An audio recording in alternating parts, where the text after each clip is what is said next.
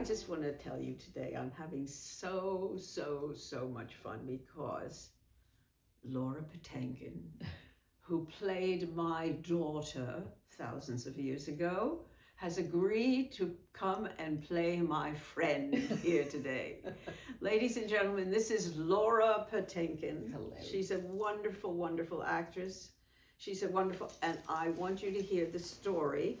This is to me a great story because I was playing her mother in Beau Geste, and it was a cute, tell the story to everybody about what it was about, because it was cute, a very cute story. It was good. It was a little sitcom-y, but it was heartfelt. It was a well-written piece, I think. Yes. But anyway, it's Beau Geste by James Sherman, who's a Chicago playwright, and it's about a Jewish girl from Chicago. I'm from Chicago. Who are you really from yeah, Chicago? I didn't know that. Oh, yes. Oh, I didn't know you were. Patinkin clan is a massive Chicago clan. No, I didn't know that. So she's a kindergarten teacher, and she's dating a guy who is not Jewish, and her parents are not happy about it. Well, they didn't know. In the beginning, they don't know. At the beginning, that's correct. Oh yeah, I forgot about that. They didn't know. They didn't know. Oh no, but then they find out. So anyway, she decides to invent a Jewish doctor to please them, and then they insist on meeting him. So she she hires an actor from an escort service to play her Jewish doctor boyfriend, who is played by Tom Hewitt, the fabulous Tom Hewitt. And so she's still seeing the guy who's not Jewish on the side, and she hires a not Jewish actor to play her Jewish doctor boyfriend. And the parents insist on meeting him, so she invites him first for Shabbat dinner, for Sabbath dinner, and then also for a Seder, a Passover Seder. And of course, my character ends up falling in love with him and has to confront all of her demons anyway. So but I have to tell you, the Seder dinner, which is a little complicated. There are things that happen in the Seder dinner. And I remember I did it with you, and then I did it with Abe Vigoda. Yes. And Abe Vigoda said, I don't think this is funny. And I said, Abe, just do it. And you will find that people will really, really laugh, because there are things like the bitter herbs, where you get pieces of what is maror, the horseradish. Horseradish. Yes. You get a piece of horseradish, and you put it on a matzah, and you have a little what are they called? Wonderful stuff. Anyway, harosas. Yeah, there you go. And you put it together and you eat it. Well, this poor guy who is not Jewish, this looks great, and he takes a chunk, and of course it burns the inside of his mouth. Well, it is very funny for people. The best part of that scene is when they run the Seder, and the father says, "We were slaves, then we were free. Let's eat." And that's the whole Seder. That's right. That's right. Yes. It makes it very, very short, and we all laughed. It was just wonderful.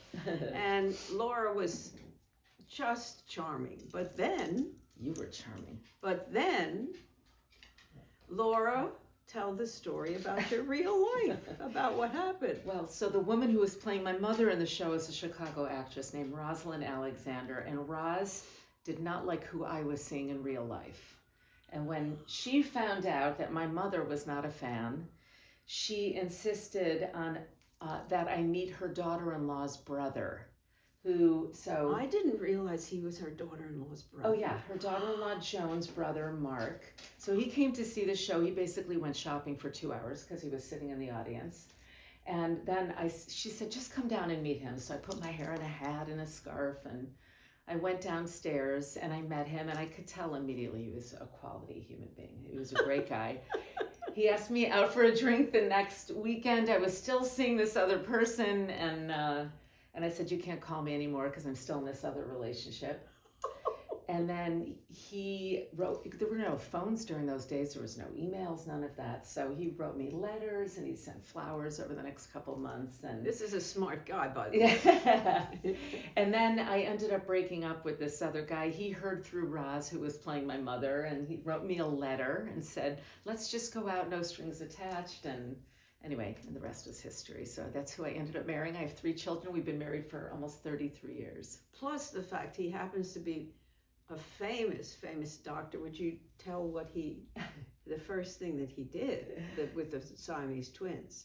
Oh no, that wasn't the first thing he did, but that's yeah. I mean, that was just one of the many things things that he did. Yes, yeah. There were these Siamese twins, but one was born attached to the inside of the twin's mouth, so it was not fully formed and was growing out of the mouth of the other twin, which they found out in utero. So while they were still attached to their umbilical cords, he removed the unformed twin from, and the other one is still living. She's got a full life, and oh my God, I think she's in her 30s now, maybe. It's an extraordinary story. Yeah, that's pretty crazy. But the thing that I used to love is because I know what Jewish mothers with the doctor. Not only did she find a doctor, but she found a famous doctor. And this is a very wonderful thing. But besides that, besides her finding a wonderful doctor, Laura is my heart. She's a sweet, and I shouldn't keep saying that, but you are a lovely, wonderful woman who takes care of people. You are. When you join the show, I mean, and this is your show, but I'll talk about you because Catherine joined the show, and it was a perfect fit. I knew we were going to miss Roz, but you just hit well, I had a real trouble with remember the stage manager and everybody? They wanted me to do Roz. Yeah. They wanted me to play, and this is something that you might know, they wanted me to come in and play the character and play it exactly like the woman from Chicago. And I am not at all like the woman in Chicago from Chicago. I have my own stuff. Boy, was I tortured. Woohoo! Yeah. It was really not a fun thing. But, that's life, and I had a good time playing it while I did do it, and it was really fun. Yeah. But now, since that time, when you were having all the babies, were you still working as you were having the babies? Well, commercials, voiceovers, some cabaret work, that kind of thing. Did you sing? Yeah, oh yeah. I did Fiddler on Broadway.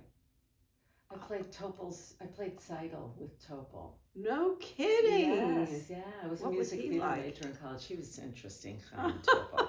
Tell me. I'll just leave it at that. Oh, I see. Yes, no, he was fine. He was, I was in the ensemble for a few months as a swing. You know what a swing is? Sure. For people who don't Explain know, a swing is for the chorus, for the ensemble people, there's somebody who covers them. So you basically cover like all the young women in the show, but it wasn't for the young leads. It's just for everything, and it's the worst job in the history of the world. It's stomach ache inducing. There is no doubt about it. Yeah. So anyway, I was doing that for a few months, and then Sharon Lawrence, the actress, was playing Seidel, and she had to leave, so I auditioned and ended up taking over for her for the last, I think, month or something. Oh, that's nice. Yes, yeah, and he treated me fine. He was an amazing artist, Topol. Painter? Sketcher. Like no kidding. Charcoal. He would do a drawing of everybody in the cast and give it to them. So he was generous in a lot of ways too. But now you did Law and Order as I've been the medical examiner, Dr. Alicia Stark. Exactly. Wonderful. Yes, yeah. And I wish it's recurring, but I wish it would become all the time. All the time. Yes, yeah, that would be great. But I just think of how many times these things they say recurring, and then the story goes this way, and you say, I was supposed to be recovering, where are we going? Yeah, right, exactly. It's just awful. Yes. Oh, it's just... Yeah. But they're nice at Law and Order. Oh, they're incredible, and it's such a, it's a well-oiled machine, and they get you in, they get you out, everybody's nice, and it's great. I mean, how often in our business is there... It's like a regular job for all the people that work there.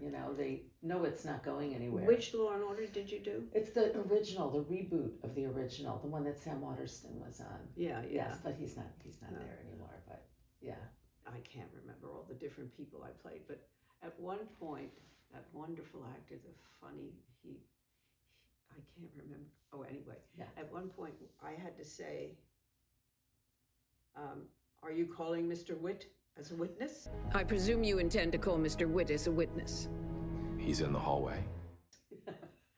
Why did they have to name him Mr. Witt? And the writers were here, and he and I burst out laughing, and then I went, oh shit, why did I do that? Mr. Witt As a witness. Mr. Witt as a witness. Was that what was written? Written. Oh yeah, okay. Yes. That's very funny. And one time I asked my nephew, oh, we won't go into that, but the scripts are usually pretty good. They are. I mean, I have to say, and it's funny, on the SAG Awards the other night, if you watched it, they did like a montage of all the medical shows and all the jargon they have to say and how it literally breeds terror in every actor. So to do these, and again, even though my husband is a doctor, I only play one on TV. Yeah. It's tough jargon, to get it down. It makes you sweat and The words, yes. Yeah. One time I asked my nephew, I said, what does this mean? yeah. And he said, it doesn't mean anything. Okay. I thought, well, I have to say it then very seriously. Yes, that's very right. much like it means something. How many times have you been a judge on Law and Order? I would say 4 or 5 times. Wow. I had 4 times maybe there, and then in another show I was a judge.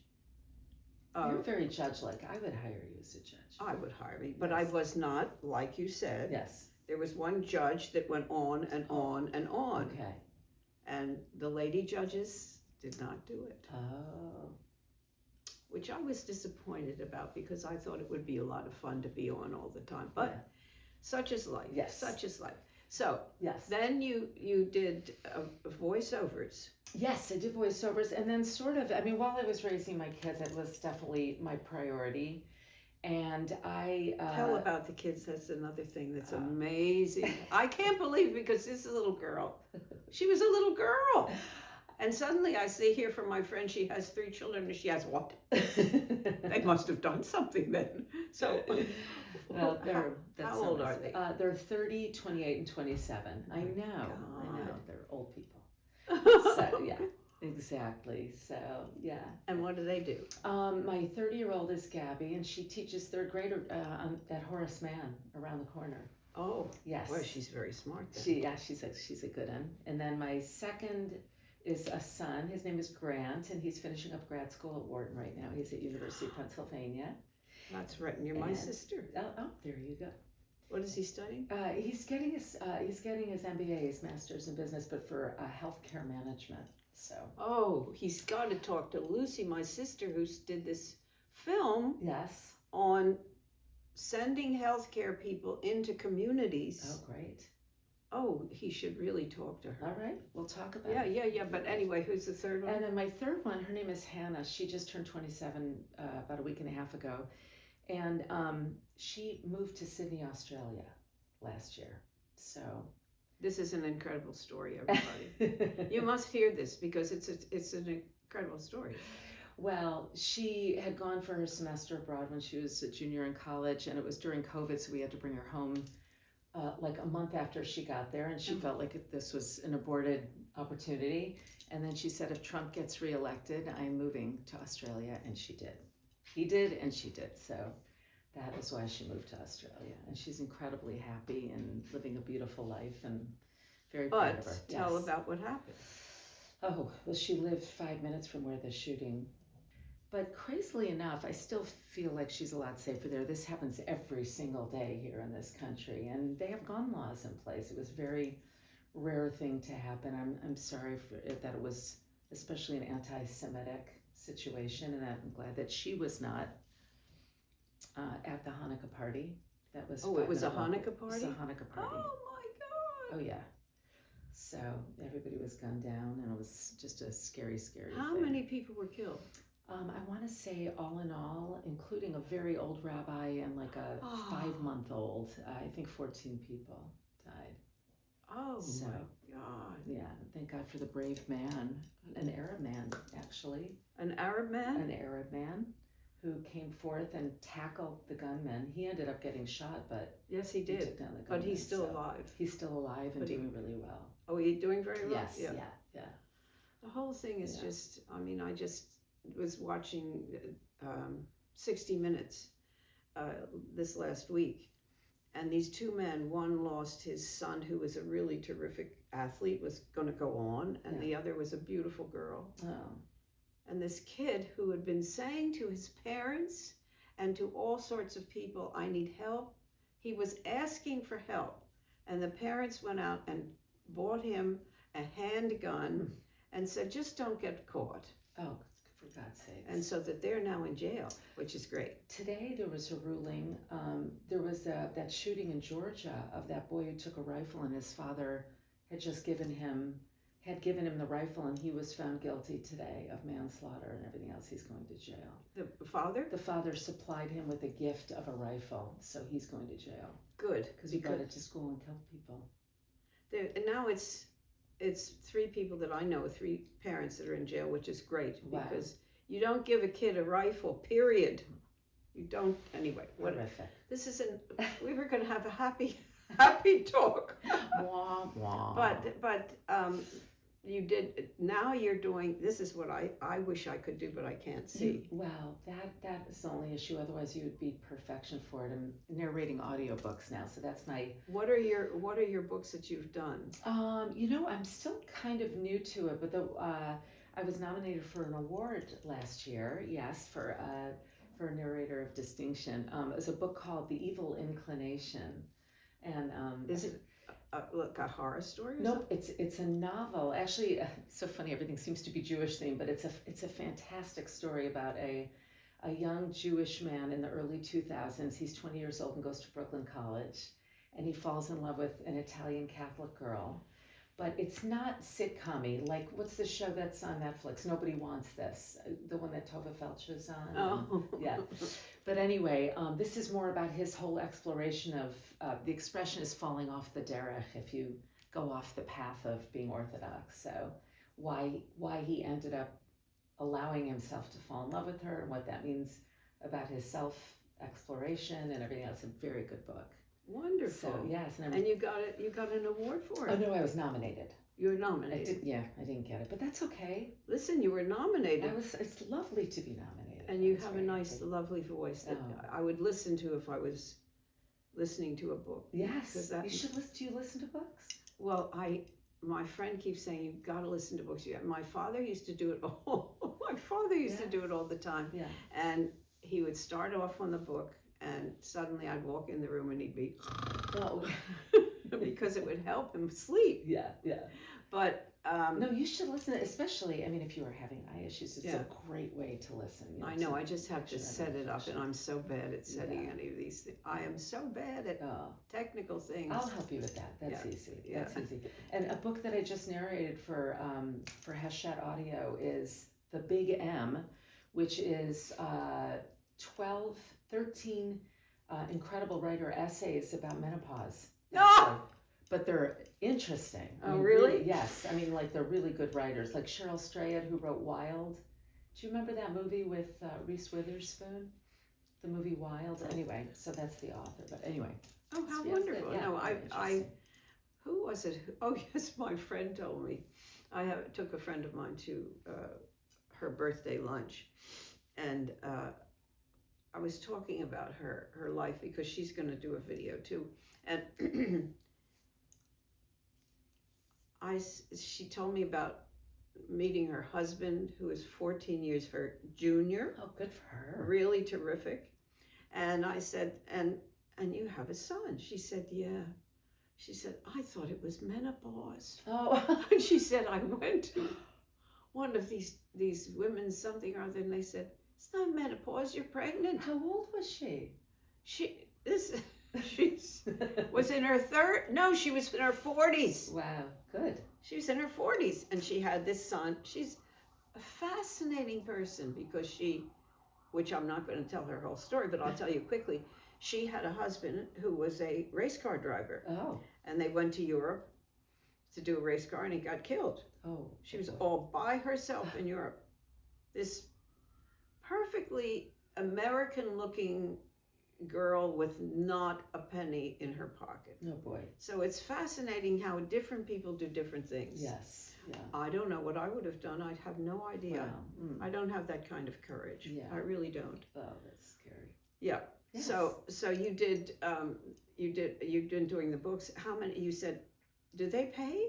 Oh yeah, sure. There's something called ACX, which is Audiobook Creative Exchange, which is how I got started. And authors and rights holders and publishers, small publishers, go on there and put up auditions for narrators to audition. But then, so the way I started is about a year before COVID started, I thought, this is a way that I can use my acting chops, and it's a way that I can create work for myself.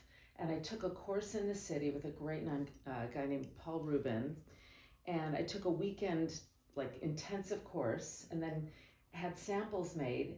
And then I found out that you have to be able to do the technical stuff at home. And I was like, nah, that's not for me. But then COVID hit, and I thought, if not now, when? And I took all these courses online, so I do all the proofing, finishing, editing, mastering. No kidding. Do it all myself, yeah. You do the proofing and editing? And the editing and the mastering, I do all of it, yes. Which, if it's a small publisher, then I do it. If you're working for somebody like Penguin Random House or Simon Schuster or Hachette or something, they do it. Then you just turn in raw files and they take care of it. But if it's for a smaller publisher, which is most of what I do. When you say a raw file, in other words, if you make a mistake, you just fix the mistake? I do. There's something, you probably know about this. It's called punch and roll. So while you're speaking, if I make a mistake, I go to where that is, and I have a shortcut on my keyboard that's an R for record. It rolls back 3 seconds. I can hear myself for 3 seconds, and I jump in and keep recording. It's amazing. Yeah, no, it's been a great process, and I love And you have it at home. You have a little recording studio at home. Yes. And do you do commercials? I mean, voiceovers in there? I do for commercials also. Though it's been a while. Yeah, well, I got this commercial audition. It was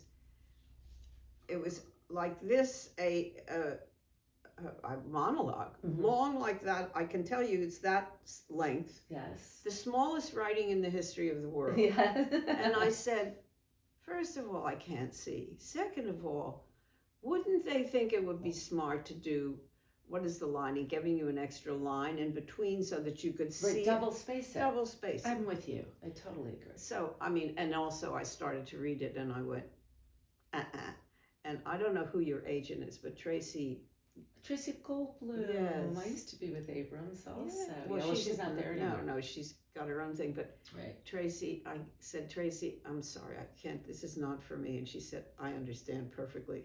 Some of these things are really terrible. She's wonderful. I love her. Yeah, she is. And she was the one who started my whole career. She came to see Beau Geste. Yeah, I think before that I wasn't making any really good commercials. And she thought I was a great character person. And she created my commercial career. Oh, isn't that great? Yeah, she's a lovely very person. nice person. Yeah, yes, really. I agree. Yeah, she's great. So so you're doing the voiceovers, you're doing Law and Order, you're being a mother. Is it hard to, what everybody asks? Yes. Is it hard to have a mother? Because I know when I call you up, it's impossible to get you.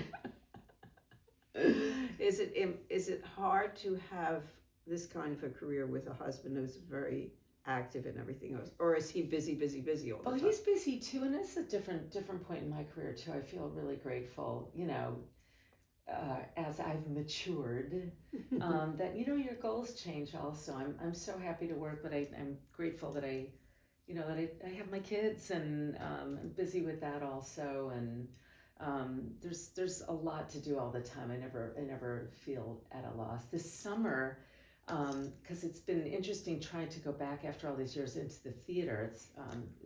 That's been tougher, and I would really love. We moved up to the Berkshires, so we spent half the week in the city, but half the week up right outside of Great Barrington, Massachusetts. Wow. There's great theater up there, and I'd really love to be working up there. And I ended up this summer. The actress Caroline Aaron. Do you know Caroline Aaron? If you've ever seen any Woody Allen movie, Mike Nichols movies. Anyway, she is, if you watch Marvelous Mrs. Maisel, she is Mrs. Maisel's mother-in-law. She's Joel's mother. Anyway, she did a one-woman play called The Best Medicine at Great Barrington Public Theater.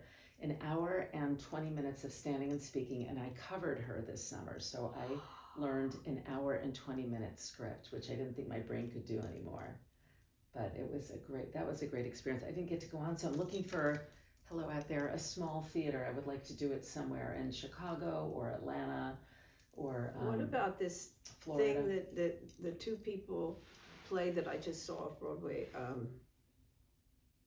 Not postscripts, Oh, I know what you're talking about. yeah, Postcards. Something like Something like that, right. I Pen pals. Pen pal. There we go. We got it. We pulled it together. So you wanna get working on stage. I would love to go back to stage work, yeah. But in the meantime, I'm loving doing the audiobooks and traveling and Oh, doing all now that tell stuff. about the next Yeah. travel. Well, we just got back from Australia from visiting our daughter there, which was great, and took her to New Zealand.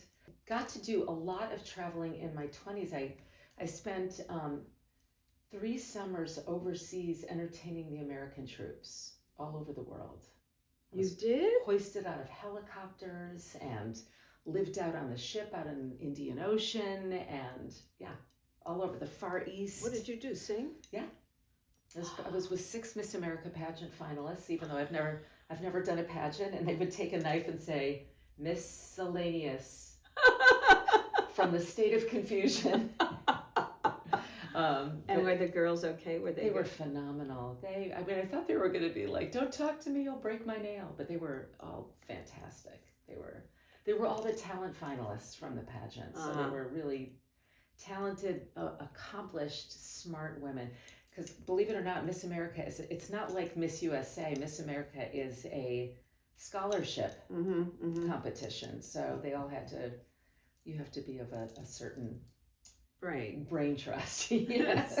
So what did you you have a little song Yeah, thing? by the 3rd year I directed and choreographed also, so it was really fun. Oh man. Yes, yeah, it was great. How old were you? The first year I was 22, 23, 24. When did you get married? How old were you? I got married when I turned 31 5 days before I got married, so I had a good time during my 20s. Yeah. That's with the troops. Yes. I have one other actress who did the same thing, but way before you did. Yeah. Did you know Diane Findlay? No, I've met her because of Alice. Alice, so yeah. Yes, yeah. She did that too with the troops. Yes. And I just think it's wonderful that people do that. What else have I missed? What have you missed? God, what can I tell you? Well, I went to Carnegie Mellon. I was a music theater major there. So. Oh, I didn't realize that. Yes, What year was that? yes. Because I left Carnegie Mellon in 1958. I think I knew that. We didn't Yeah. have any overlap. I Yeah. graduated in *84. Ah. Yes, yeah, and then came to New York and I did the national tour of South Pacific with Robert Goulet. One love to be living for. One love to be living for. Oh, you did? Yes. Did you play one of the nurses? I did. Ensign Whitmore. And who was the Mary Martin character? Phenomenal. I'm sorry, that's my phone. It is your I think phone? it is. That's all right. Could be mine too. It was could be yours. Who played her? A wonderful actress named Rebecca Andrew. Rebecca Yes, Andrews. Becky Andrew. I don't know. Yeah. Yeah. So anyway, so there was that, and then just did Godspell off Broadway, the Stephen Schwartz revival, and I covered all 5 women in that. So I was the Godspell, swing of my that. God. Yes. So I didn't know you were that much of a music person. Yes. Yeah. Even though I love to do plays probably more, but I love doing music. Isn't that interesting? Yeah. Because I think the people who did musicals really had more opportunities than us folks who didn't do that. You know, I did some musicals, but they always used to say she's an actress who sings well. Yeah. Like, But you know what? My cousin, who happens to be Mandy Patinkin, oh, they didn't know that he sang either until he did Evita, and then he won the Tony for it. oh, So I remember. people just thought he was just an actor. Yeah, I So- remember we were coming back on the bus, Ruby Holbrook, me, and there was Mandy. She was talking to Mandy. What are you doing? Well, I'm going to play this part. I don't know. He said, and it was just Evita? before Evita. Oh, okay. Yeah. And then I saw him, and I went, "Holy Kololi!" Yeah. But the thing that I will never forget about him, and I don't need to go on and on and on, when they did the Sondheim, whatever it was, and he was singing by himself, Oh. without any accompaniment, The Hat. Oh, finishing the hat. Finishing the hat. How you have to finish the hat. How you watch the rest of the world from a window while you finish the hat. Yeah, yeah. And he was in his garden or wherever they had their place. George is aground. George has outgrown what he can do. George would have liked to see people out strolling on Sunday. I thought, God, Yeah. a gift, Yeah. a great gift. Very And touching. it's people who have, everybody has a gift, That's right. but some people have to find it first. And be nurtured and get positive help. It's easier for men. You I still- find it yes. easier for men Yeah. because there are more parts for men. Well, that is true. Well, and then of course we get to a certain age. Definitely. is. It gets harder all the way It gets along. harder, Yes. and you know, the way you look. When I was young, I thought I was never pretty enough, and then I saw some of the pictures, and I went, "What?" You were gorgeous. I had This no is idea silly. because there were people who were pretty were blonde and blue-eyed. No. That's the ones who got work. So I never thought I was pretty. I mean, didn't that ever occur to happen to you? You probably were told you were gorgeous. No. I mean, when I first came to the city, I was too ethnic. That's exactly what happened to me. And now I am way too. Oops! Oh my goodness! I hope it's okay. And now I'm way too white. You know, there's like That's exactly right. I So, did not yeah. get work. I remember I went in for this commercial and I was playing an extra and they kept handing me the product. The Miss America, it didn't work with her too well. So then they said, "Oh, we're going to do the whole thing around you." Oh. So I went up and Maxine Marks was the casting person. I didn't know anything about dressing for commercials. I had a very pretty brown outfit on with a brown jacket Right. and my black hair. Oh gosh. So it made me look even more ethnic. They took one look at me, "Thank you very much." And I thought, what happened? It took me, I don't know how many years, and I was telling Dante how I had to learn to dress for commercials so that my then dark hair was just kind of like, but it was Tracy who just said, "Forget it, just, you know." And she said, "Oh, Catherine, it's only a commercial." Oh, that's a good attitude. I love it. Yeah, that's love a good attitude. Well, I just love the fact that we got the marvelous Laura Patinkin to talk to us because she has a life. And this is what we want to know. Yeah. That it's possible to have a life. It's possible to have an exciting and a wonderful career, which she does. And beyond that, she's such a sweet lady. And it's possible to be sweet in this business when it's so hard to be sweet. But my darling friend is sweet and lovely You're and so divine. kind. And thank you for having me. It's so great to sit down. I didn't really think that I would have that much to say, but we can always have a good conversation. Yes, so. we that's what happens. People say, Alice said, Yes. "I don't have anything to say." Well, I said, "Bing," and blah, blah, blah, blah, blah, blah, blah, blah. It's so funny.